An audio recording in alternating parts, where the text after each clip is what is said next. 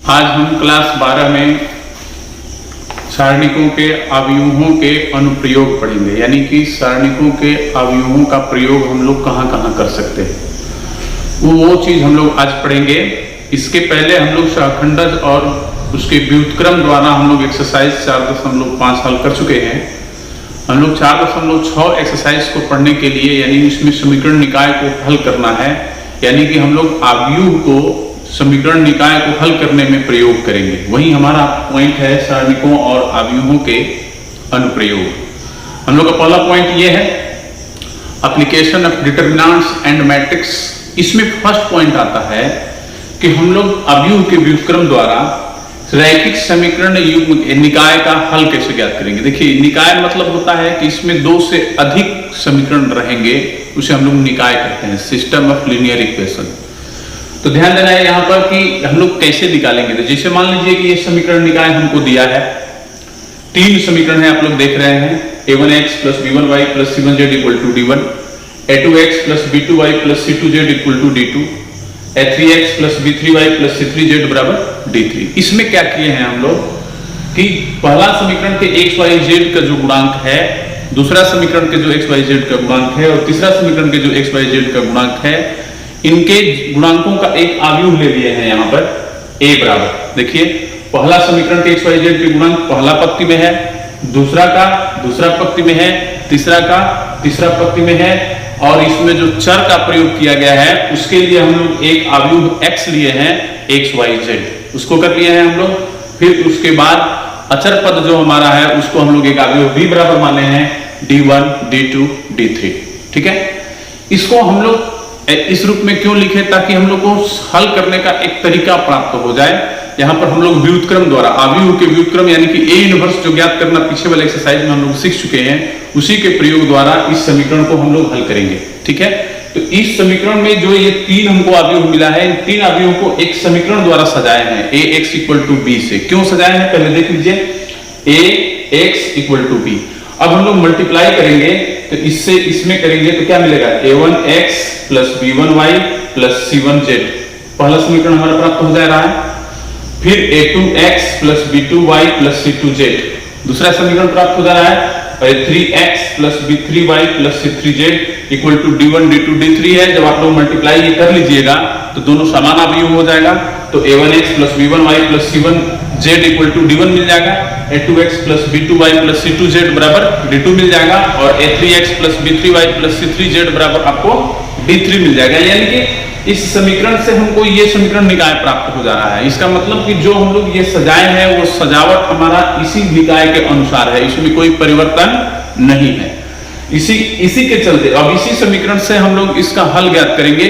देखिए, स्थिति 1 हम लोग लिखे हैं कि यदि a व्युत्क्रमणीय अवयव, हम लोग पढ़े हैं कि यदि a एक व्युत्क्रमणीय अवयव है यानी कि नॉन सिंगुलर है, तो a के व्युत्क्रम का अस्तित्व होगा, यानी कि उसका इनवर्स प्राप्त होगा। यानी कि वो जो होगा a जो है, अवयव a जो है वो इनवर्स को एग्जिस्ट करेगा। तो यहां पर वही समीकरण देखिए लिए हैं ax इक्वल टू b से। ठीक है, इसमें a इनवर्स से पूर्व गुणन का मतलब होता है प्री मल्टीप्लिकेशन, यानी कि जो LHS और RHS में जो भी हमको पार्ट्स दिए रहते हैं उस पार्ट्स के पहले हम लोग गुणा करते हैं, उसको पूर्व गुणन कहा जाता है। देखिए, इसके पहले a इनवर्स लगा देंगे तो पूर्व गुणन हो जाएगा, इसके पहले a इनवर्स लगा देंगे तो पूर्व गुणन हो जाएगा। वही काम हम लोग यहाँ पर किए हैं। ठीक है, हम लोग जानते हैं कि अवयवों का गुणा साहचर्य होता है, साहचर्य यानी कम्यूटेटिव लॉ। तो यहाँ पर हम लोग उसका प्रयोग किए हैं, ये इनवर्स और a को एक साथ कर लिए हैं, x बाहर हो गया है। ठीक है, तो हम लोग जानते हैं किसी भी अवयव के व्युत्क्रम और उस अवयव का गुणनफल आइडेंटिटी फंक्शन होता है, आइडेंटिटी मैट्रिक्स होता है। तो I यहाँ पर लिख दिया है, I x बराबर a इनवर्स b हो गया। ठीक है, और I से x में गुणा करेंगे तो x ही होगा। यहाँ से एक समीकरण हमको मिल गया, हल करने वाला समीकरण। इसी समीकरण द्वारा हम लोग किसी भी समीकरण निकाय को हल करेंगे, यानी कि इनवर्स की। देखिए, इसमें इनवर्स आ गया है, a इनवर्स यानी व्युत्क्रम की सहायता से हम लोग हल कर लेंगे। यानी कोई अवयव हमको a प्राप्त है और उसका व्युत्क्रम हम लोग ज्ञात कर लेंगे और b से गुणा करेंगे। b का मतलब आप लोग देख चुके हैं, अचर पद। अचर पद वाला जो अवयव है उससे गुणा कर लेंगे और इधर x यानी चर वाला अवयव हमको प्राप्त होगा, तो हमको x y z या जितना भी मान रहेगा सारा प्राप्त हो जाएगा। तो हम लोग को इस एक्सरसाइज में 3 into 3 ऑर्डर यानी कि समीकरण निकाय में तीन ही समीकरण का हल ज्ञात करना है। 4 समीकरण, 5 समीकरण, 6 समीकरण वाला भी हम लोग हल कर सकते हैं किसी तरह, ठीक है। तो लेकिन हम लोग को यहाँ पर 3 समीकरण यानी 3 समीकरण का ही हमको अवयव प्राप्त करना है 12 क्लास में। आगे की क्लासों में हम लोग वो देखेंगे अधिक वाला।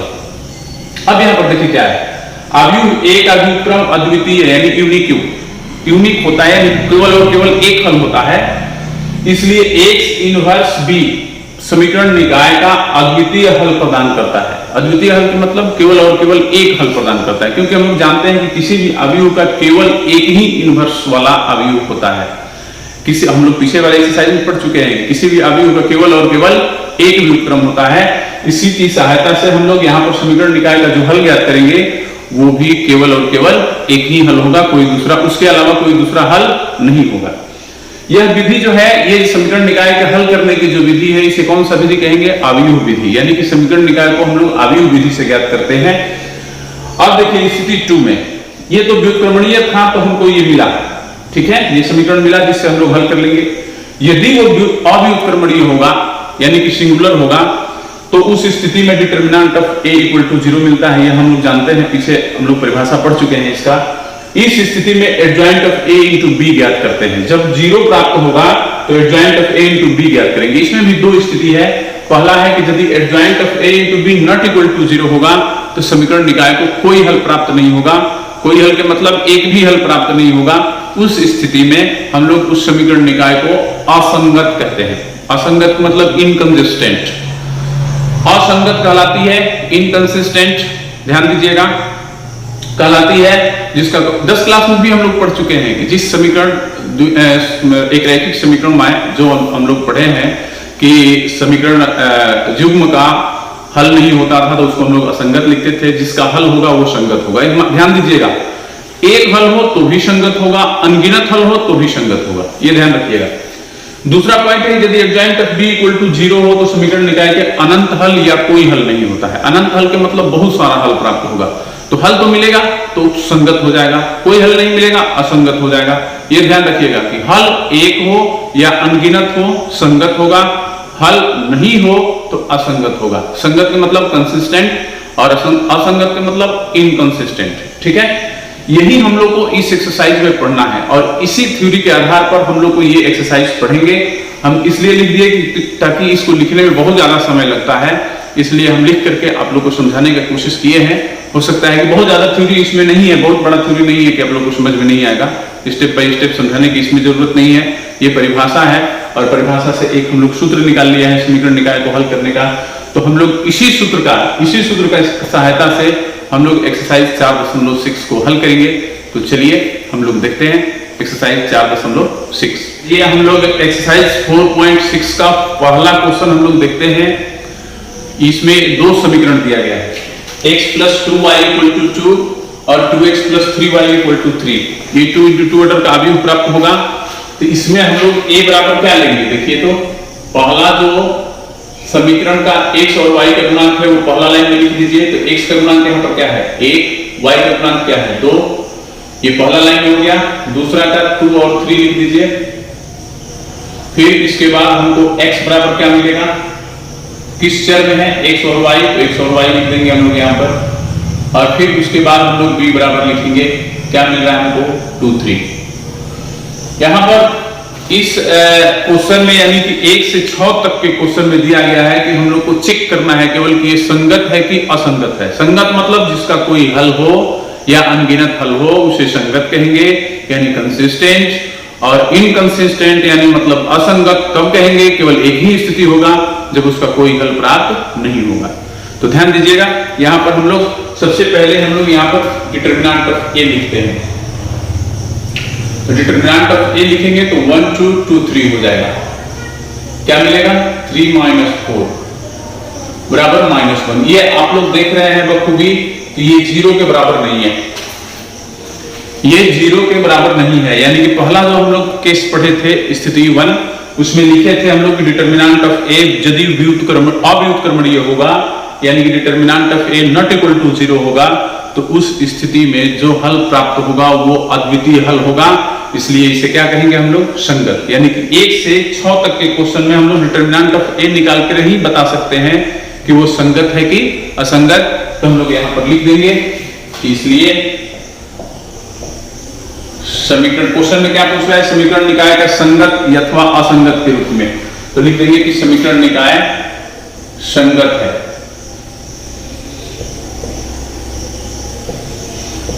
चलिए दूसरा question, 2x minus y equal to 5, x plus y equal to 4। यहां पर देखिए आप लोग, इसमें हम लोग को a बराबर क्या मिलेगा, पहला 2 और y का गुणांक क्या है -1, इसका 1 और इसका भी 1। x बराबर क्या मिलेगा हमको यहां पर xy, और b बराबर क्या मिलेगा हमको यहां पर 5 4। ध्यान दीजिएगा, ठीक है। तो हम लोग इसको a b और x के रूप में तोड़ दिए हैं, जो पीछे हम लोग देखे परिभाषा में। अब यहां पर a का डिटरमिनेंट लिखेंगे, डिटरमिनेंट ऑफ a बराबर क्या मिलेगा 2 1 माइनस 1 1 इक्वल टू क्या मिलेगा 2 प्लस 1। ऐसे गुणा करेंगे 2 और ऐसे गुणा करेंगे तो -1, और सूत्र में माइनस होता है तो +1 हो जाएगा। ये भी देखिए नॉट इक्वल टू 0, तो हम लोग लिखेंगे, इसलिए समीकरण निकाय संगत है, यानी कि इसका अद्वितीय हल प्राप्त होगा। जो determinant of a not equal to 0 आएगा उसे हम लोग अव्युत्क्रमणीय कहेंगे, व्युत्क्रमणीय कहेंगे। ये ध्यान दीजिएगा, गलती से हम लोग पीछे बोल दिए थे, व्युत्क्रमणीय कहेंगे, यानी determinant of a not equal to यदि 0 के बराबर होगा तो उसे व्युत्क्रमणीय कहेंगे, नॉन सिंगुलर, ये ध्यान देना है। और व्युत्क्रमणीय यदि, या उसको हम लोग ये भी बोलते हैं इनवर्सिबल मैट्रिक्स या इनवर्सिबल डिटरमिनेंट। तो यहां पर इनवर्सिबल है, तो उस स्थिति में हमको केवल और केवल एक हल मिलेगा, तो इसलिए समीकरण निकाय संगत होगा। तीसरा क्वेश्चन हम लोग देखते हैं। तीसरा क्वेश्चन में हमको दिया है x plus 3y equal to 5 और 2x plus 6y equal to 8। अब यहां पर हम लोग एक अवयव पहले बनाएंगे। a बराबर क्या मिलेगा, देखिए a बराबर हमको मिलेगा 1 3 2 6, 1 3 2 6। x बराबर हमको क्या मिलेगा xy, और b बराबर हमको क्या मिलेगा 5 8 5 8। ये ध्यान दीजिएगा। चलिए अब यहां पर determinant of a equal to हम लोग बोल दिए, लिख देंगे डिटरमिनेंट में 1 2 3 6, क्या मिलेगा 6 माइनस 6। देखिए ये 0 मिल गया, ये 0 मिला, यानी ये अव्युत्क्रमणीय है। इसमें दो स्थिति हम लोग पढ़े थे, क्या कि इस स्थिति में हम लोग एडजॉइंट ऑफ a लिखेंगे। एडजॉइंट ऑफ a लिखिए सबसे पहले, तो 2 × 2 ऑर्डर का एडजॉइंट ऑफ a लिखना बहुत आसान है। तो एडजॉइंट ऑफ a बराबर हम लोग क्या करेंगे, इसको बदल देंगे 6 1 और इसका चिन्ह चेंज कर देंगे -2 3। उसमें दिया था कि एडजॉइंट ऑफ a ज्ञात करेंगे और फिर एडजॉइंट ऑफ a × b ज्ञात करेंगे। तो यहां पर हम लोग लिखेंगे adjoint of a × b। Adjoint of a हमारा क्या मिला है 6 -2, और इसका भी चिन्ह चेंज करना है ना -3 1। फिर उसके बाद यहां पर b लिख देंगे, मेरा 5 8 है। ध्यान दीजिएगा, ठीक है। अब इसको हम लोग गुणा करेंगे, पहला रो पहला कॉलम 6 5 30 -38 के 24, दूसरा रो पहला कॉलम -10 + 8। यहां पर आप लोग देख रहे हैं क्या मिल रहा है 6 और -2। ये जो है वो 0 के बराबर नहीं है, यानी वो 0 नहीं आया। तो हम लोग फर्स्ट पॉइंट में पढ़े थे कि एडजॉइंट ऑफ a × b ज्ञात करेंगे। यदि वो adjoint of a × b not equal to 0 होगा तो उस स्थिति में समीकरण निकाय को कोई हल प्राप्त नहीं होगा। इसलिए लिखेंगे, यहां पर पहले लिख देंगे कि समीकरण निकाय का कोई हल नहीं है,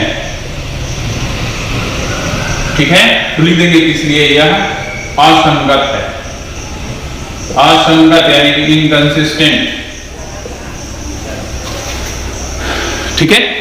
चलिए क्वेश्चन नंबर 4,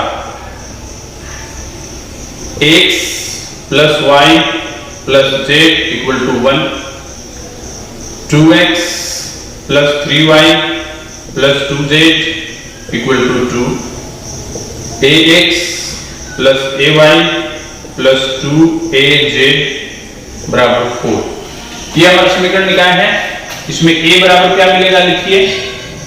पहला रो का देखिए गुणांक क्या है, 1 1 1 1 1 1 कर दीजिए। दूसरा का 2 3 2 और तीसरा का a a 2a a a 2a।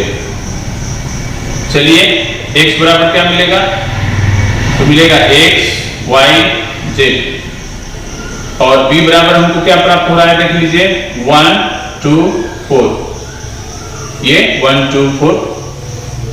अब हम लोग क्या करेंगे, यहां पर a का डिटरमिनेंट लिखेंगे 1 2 a 1 3 a 1 2 2a,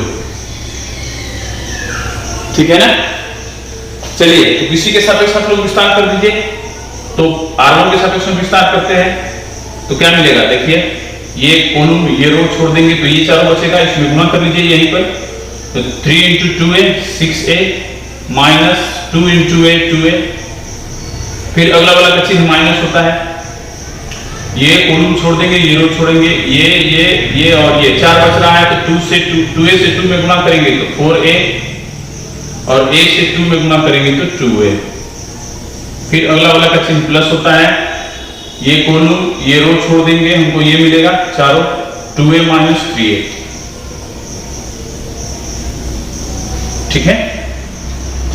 तो यहां पर हमको देखिए क्या मिल रहा है, 6a माइनस 2a क्या मिला 4a, 4a minus 2a 2a और बाहर माइनस है तो minus 2a, 2a minus 3a minus है तो माइनस a हो गया। 4a में से 3a घटेगा तो a हो जाएगा, यानी ये भी 0 के बराबर नहीं है। तो इस स्थिति में कहेंगे कि समीकरण निकाय को अद्वितीय हल प्राप्त है, क्योंकि ये जो अवयव a है वो इरिवर्सिबल है, यानी कि व्युत्क्रमणीय है, ठीक है। तो इस स्थिति में हम लोग क्या लिखेंगे, ध्यान दीजिएगा। इस स्थिति में हम लोग लिखेंगे कि चूंकि समीकरण निकाय संगत है। चलिए 5 नंबर क्वेश्चन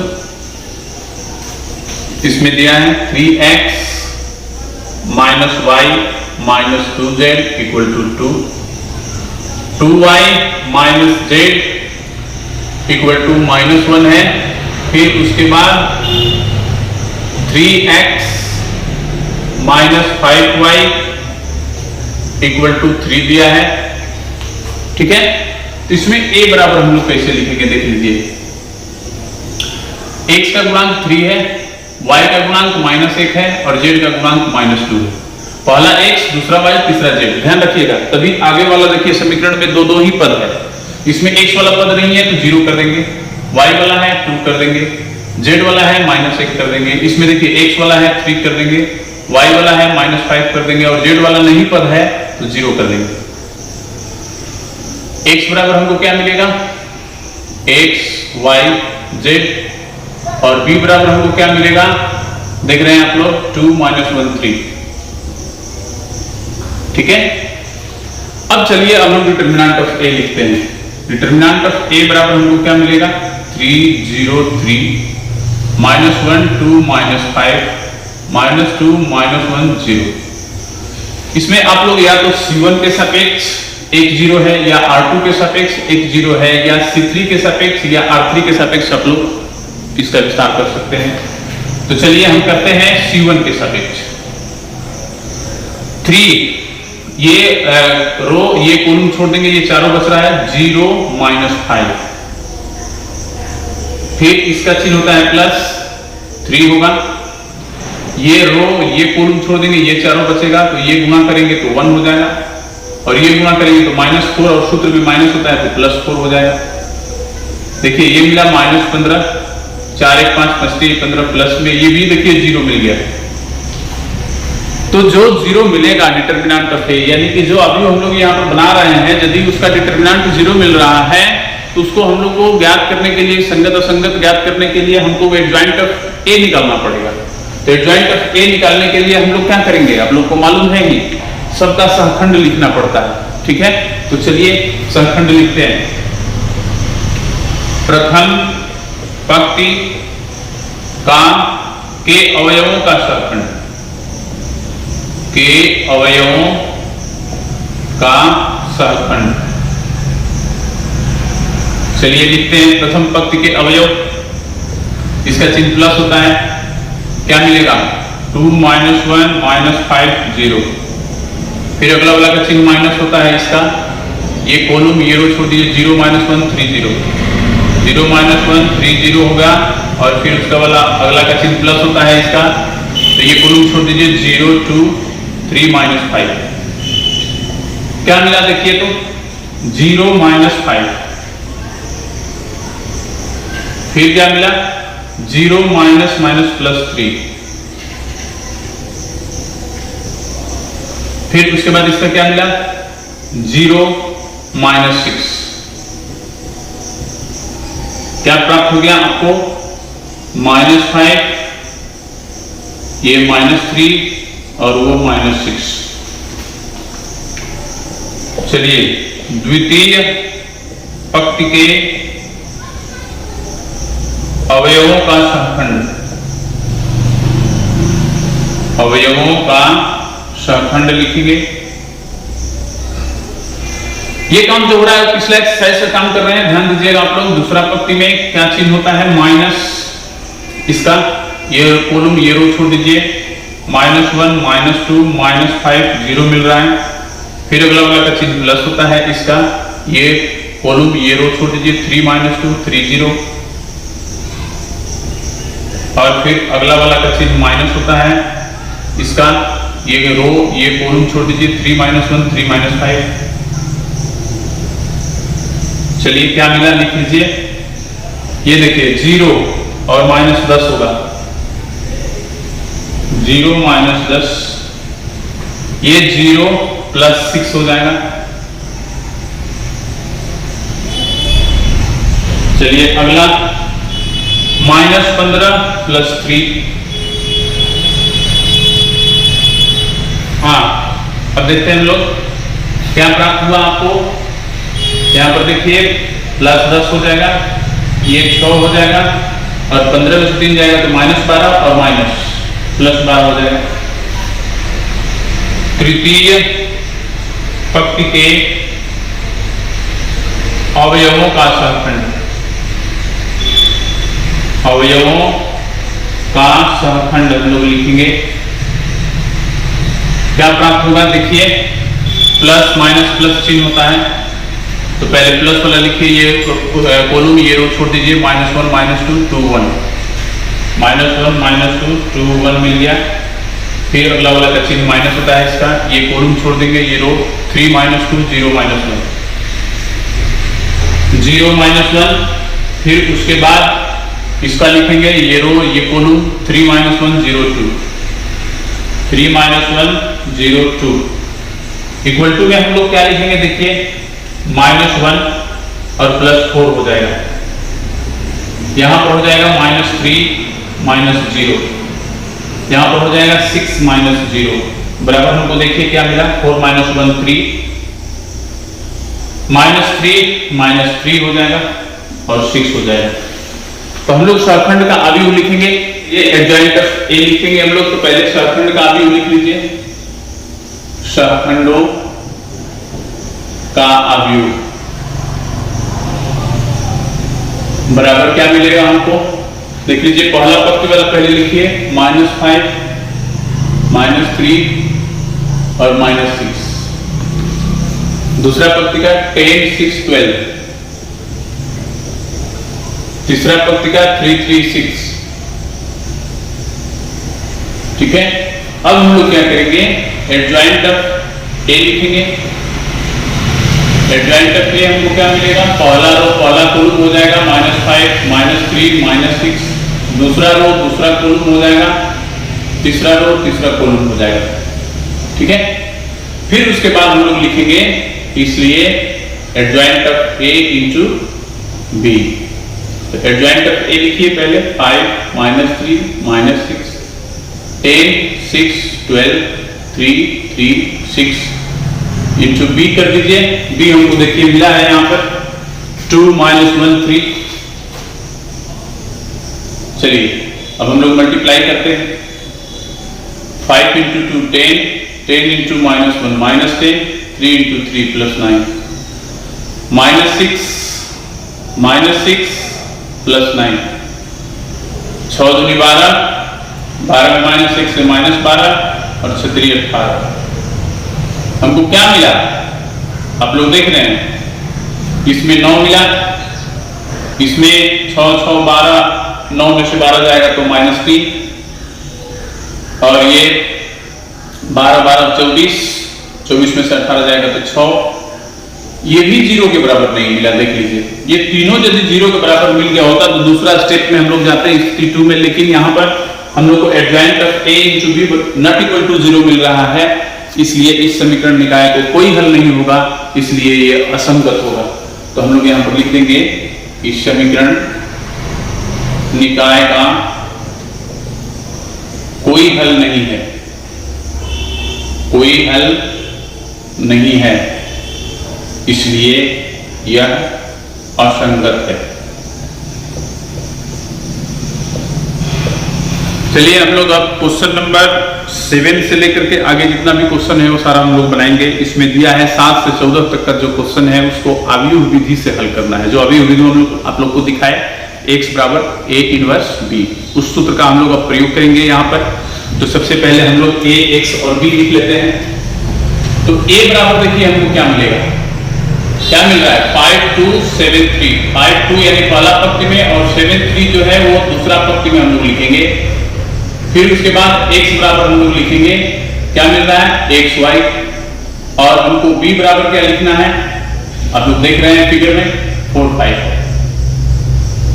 तो चलिए अब सबसे पहले हम लोग क्या निकालेंगे, तो ध्यान दीजिएगा हमको किस समीकरण का प्रयोग करना है, x बराबर a इनवर्स b का, यानी कि हमको a इनवर्स चाहिए, b तो है ही हमारे पास और x भी है।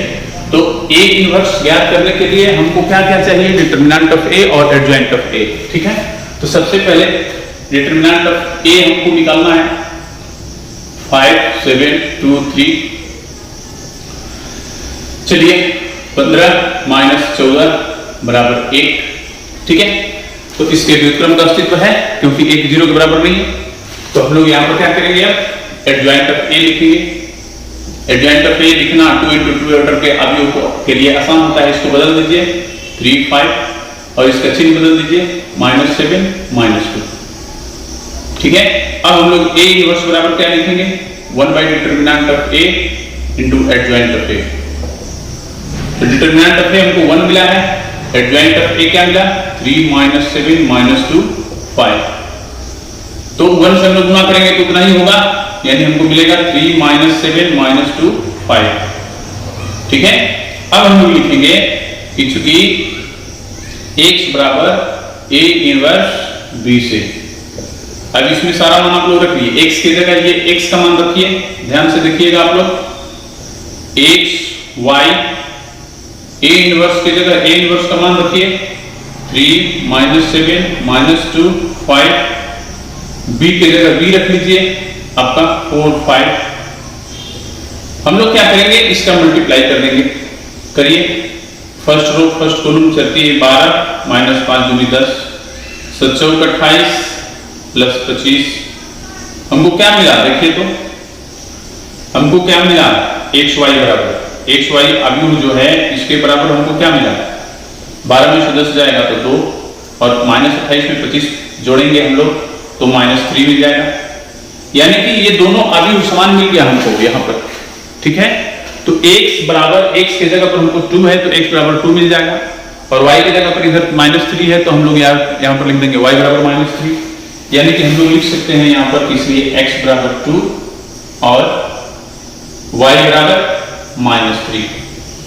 हम लोग ये x y वाला जो समीकरण है ये हम लोग 10 क्लास में हल किए हैं, विलोपन विधि द्वारा, वज्रगुणन विधि द्वारा, प्रतिस्थापन विधि द्वारा। तो उस विधि से भी आप लोग हल करके देख सकते हैं कि ये मान मेरा सही है कि नहीं। ऐसे भी हम लोग चेक कर सकते हैं, x और y का मान हम लोग इसमें रखेंगे तो x का मान 2 रखिएगा तो ये 10 हो जाएगा, y का मान -3 रखेंगे तो -6 हो जाएगा, 10 से -6 घटेगा तो 4 हो गया, यानी समीकरण को संतुष्ट कर रहा है।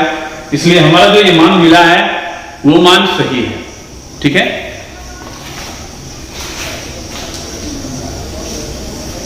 क्वेश्चन नंबर हम लोग 1 देखते हैं। समीकरण लिखा है, इसमें दिया है 2x minus y equal to -2।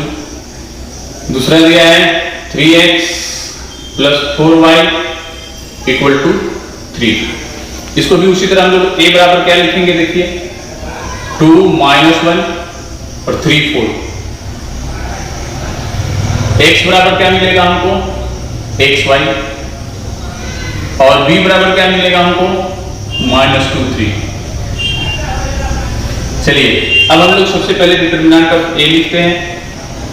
2 3 -1 4 equal to हमको मिलेगा 4 दूनी 8 और प्लस 3 बराबर 11 मिल जाएगा।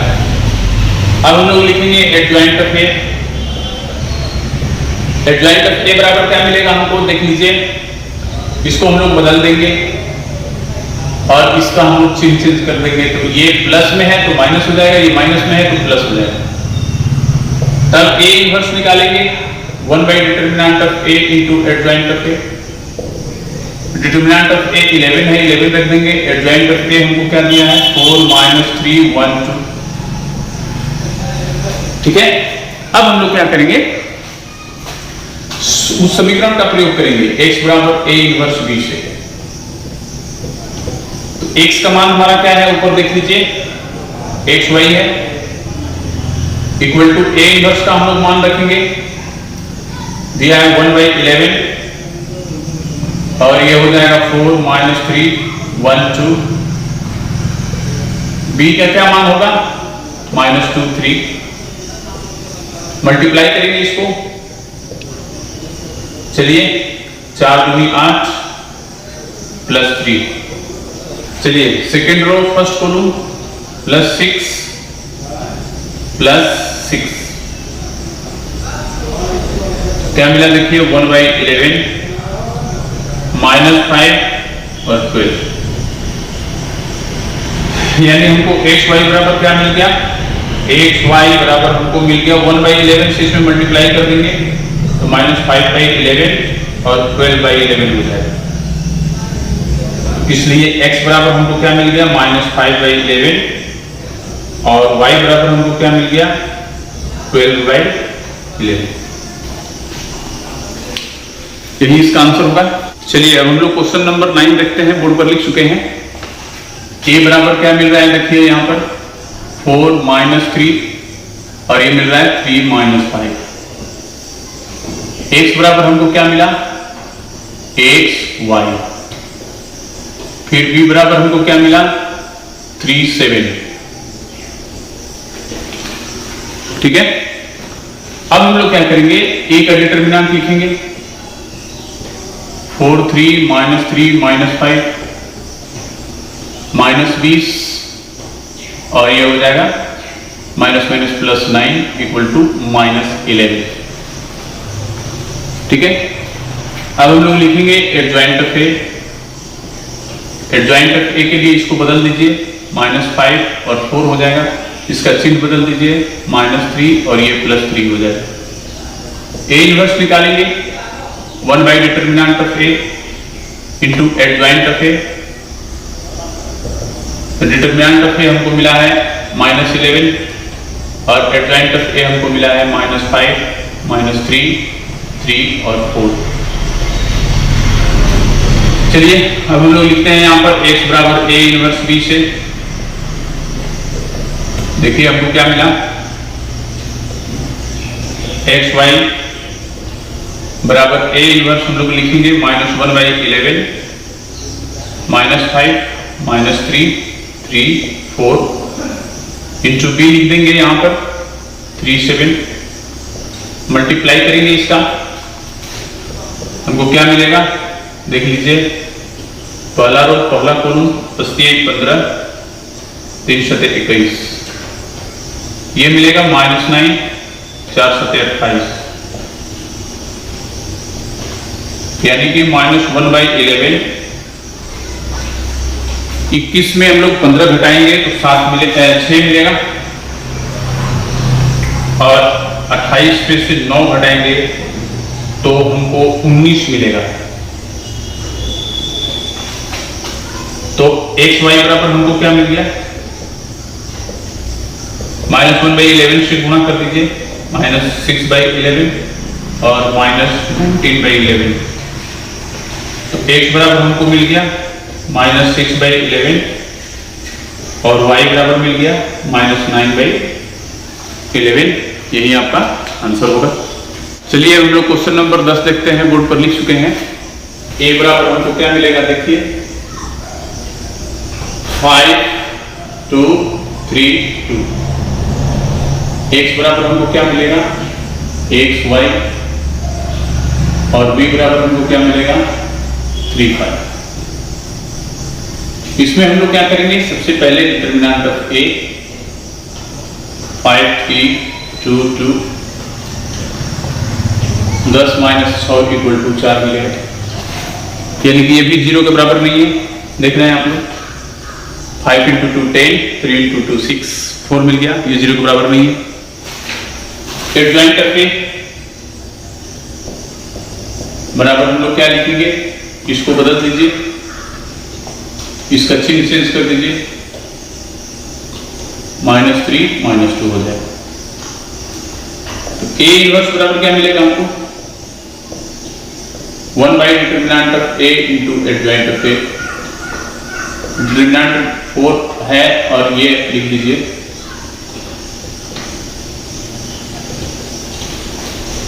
ठीक है। अब हम लोग अभिन्न समीकरण का प्रयोग करेंगे, लिखेंगे यहां पर कि चूंकि x = a इनवर्स b से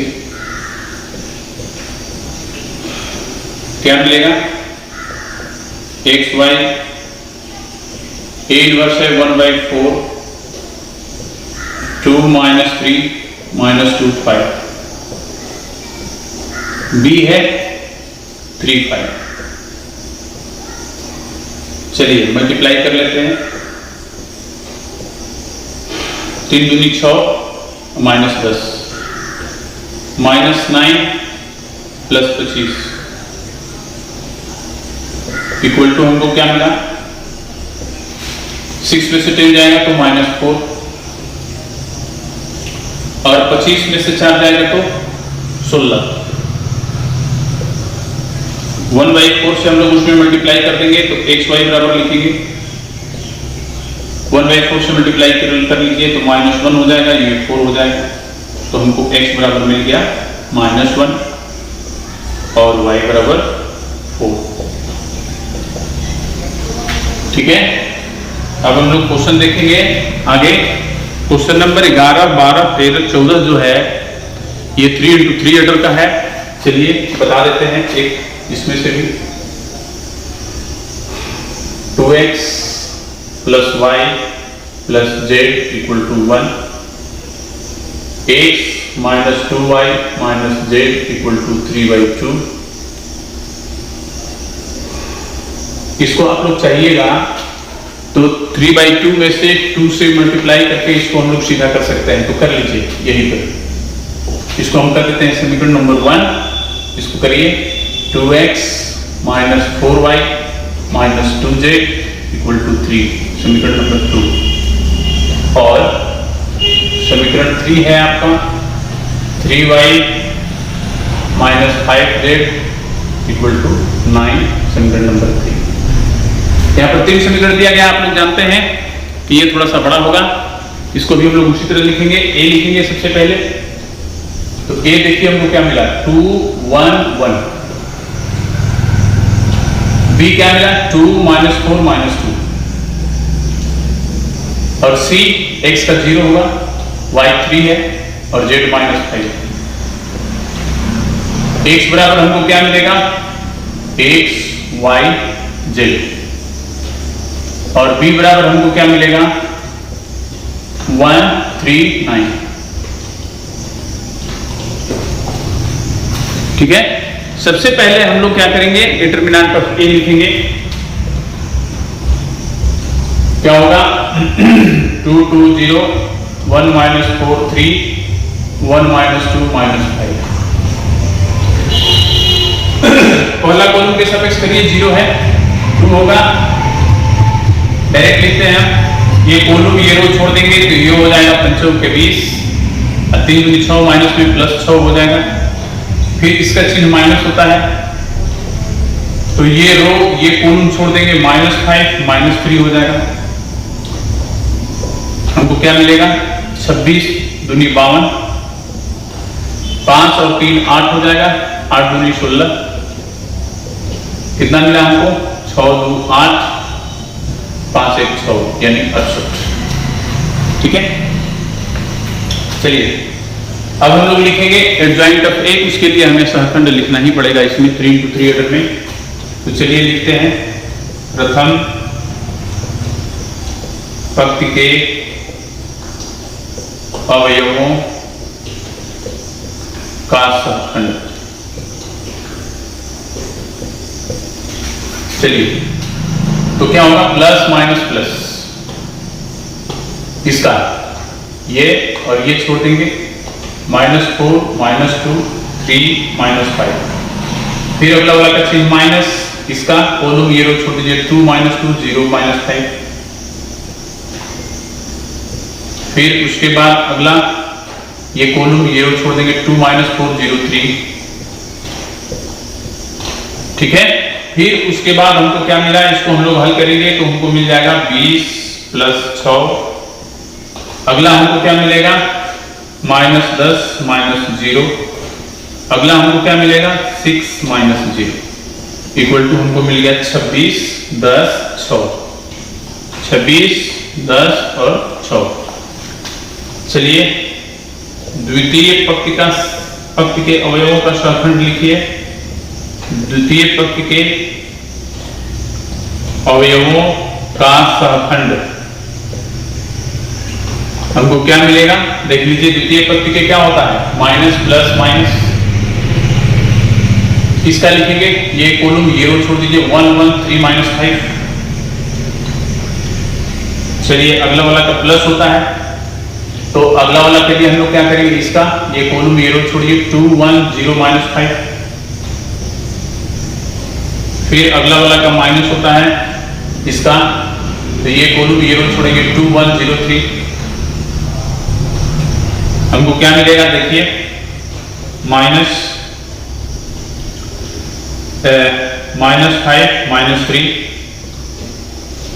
ये मिलेगा आपका -10 -0, ये मिलेगा 6 -0 इक्वल टू क्या हो गया? -8 + 8 हो जाएगा। ये -10 होगा और ये -6 होगा।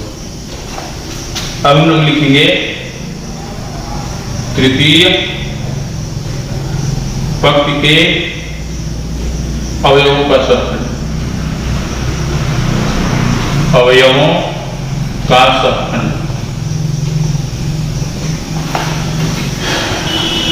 चलिए लिख लेते हैं इसका भी। इसका चिन्ह क्या होता है? Plus minus plus. तो प्लस का ये कॉलम ये रो छोड़ दीजिए, 1 1 -4 -2, 1 1 -4 -2। फिर अगला वाला का चिन्ह माइनस, इसका माइनस होगा, ये कॉलम और ये रो छोड़ देंगे तो हमको मिलेगा 2 1 2 -2, 2 -2। उसके बाद हम लोग को अगला क्या मिलेगा? ये जो तीसरा है इस रो को छोड़ देंगे, ये कॉलम को छोड़ेंगे, 2 1 2 -4। ठीक है, हमको क्या प्राप्त होगा? -2 + 4 -4 -2, ये मिलेगा -8 -2। क्या हो जाएगा? देखिए 4 में से 2 जाएगा 2, ये -6 + 6 हो जाएगा, ये -10। ठीक है, अब हम लोग लिखेंगे सहखंडों का अवयव। सहखंडों का अवयव बराबर पहला पंक्ति का पहले पंक्ति में लिखिए 26 10 6, दूसरा पंक्ति का दूसरे पंक्ति में लिखिए 8 -10 -6, और तीसरा पंक्ति का तीसरे पंक्ति में लिखिए। अब इसका हम लोग परिवर्तन कर देंगे तो एडजॉइंट ऑफ ए मिल जाएगा। एडजॉइंट ऑफ ए बराबर देखिए पहला रो पहला कॉलम हो जाएगा, दूसरा रो दूसरा कॉलम हो जाएगा और तीसरा रो तीसरा कॉलम हो जाएगा। अब हम लोग लिखेंगे ए इनवर्स बराबर 1 by determinant of A into adjoint of A. तो डिटर्मिनेंट ऑफ ए हमको मिला है 68, एडजॉइंट ऑफ ए मिला है हमको 26, 10, 6, 8 माइनस 10 माइनस 6 2 6 माइनस 10। चलिए अब हम लोग अभी उस समीकरण का प्रयोग करते हैं। x बराबर a इनवर्स b से क्या मिलेगा? x हमारा x y z है, a इनवर्स क्या है 1 by 68, 26, 10, 6, 8 minus 10 minus 6 2 6 minus 10 into में b क्या है? b लिख लीजिए। देखिए b यहां पर है 139। चलिए अब हम लोग करेंगे मल्टीप्लाई। करिए first row first column 26 plus 24 plus 18। ठीक है। चलिए दूसरा से 10 माइनस 30 प्लस 9 से 54 6 माइनस 18 माइनस 90 1 बाई 68 क्या मिला? जोड़िए 8 4 12 6 18 2 1 3 2 5 1 6 ये 54 और 10 हमको मिल गया 64। 64 में से 30 जाएगा तो 34। ये मिल गया 90 और 18 108। 108 में से 6 जाएगा तो 108 में से 6 जाएगा, ध्यान दीजिएगा, तो क्या मिलेगा? 102। ठीक है। 1 बाई 68 से मल्टीप्लाई कर दीजिए x y z। तो इसमें करेंगे तो 1 हो जाएगा, इसमें करेंगे तो 34 से 2 बार में कटेगा 1 बाई 2 हो जाएगा। इसके जब करेंगे तो 34 से ये 3 बार में कटेगा, ये 2 बार में कटेगा तो -3 बाई 2 हो जाएगा। इसलिए हम लोग लिख देंगे x बराबर 1, y बराबर 1 बाई 2 और z बराबर हो जाएगा -3 बाई 2। यही हम लोग का आंसर होगा। हम लोग देख रहे हैं कि इस एक्सरसाइज का क्वेश्चन हम लोग को कैसे बनाना है। इस एक्सरसाइज का जो क्वेश्चन है पीछे वाले एक्सरसाइज पर निर्भर है, तो हमको विश्वास है कि आप लोग आगे जो क्वेश्चन बनाएंगे तो बनेगा। इसमें जो अभी हम लोग 11 नंबर क्वेश्चन बनाए, इसके आगे जितने भी क्वेश्चन है वो इसी टाइप के हैं, 3 into 3 एडर के ही। तो हमको लगता है कि आप लोग यदि बनाएंगे तो बनेगा जरूर। और कहीं कैलकुलेशन में यदि गड़बड़ नहीं होगा माइनस प्लस का, तो हमको लगता है कि आपको आंसर मिल जाएगा। इसलिए आप लोग ध्यान से थोड़ा सा बनाइएगा तो बनेगा। हम लोग आज 11 नंबर क्वेश्चन तक बनाए हैं। हम लोग अगला दिन हम लोग आगे पढ़ेंगे। आज के लिए इतना ही, धन्यवाद।